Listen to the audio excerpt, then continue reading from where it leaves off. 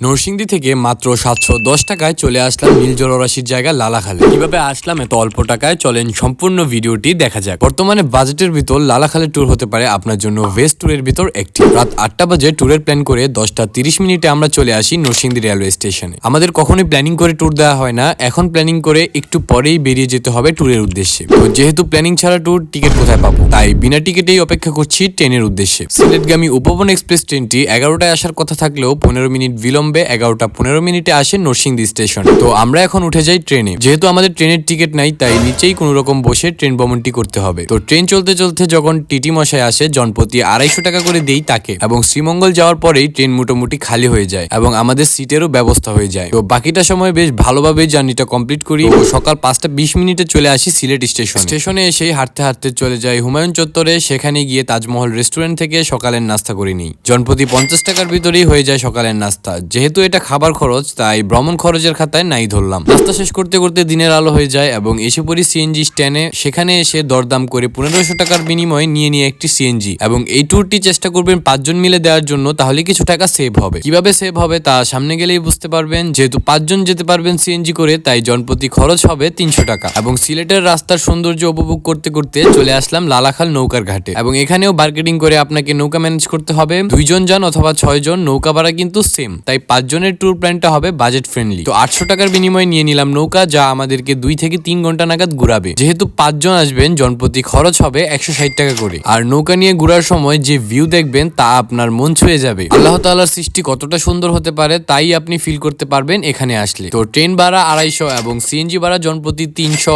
এবং নৌকা ভাড়া জনপ্রতি 160 টাকা, সব মিলিয়ে 710 টাকায় চলে আসতে পারবেন এই লালাখালে।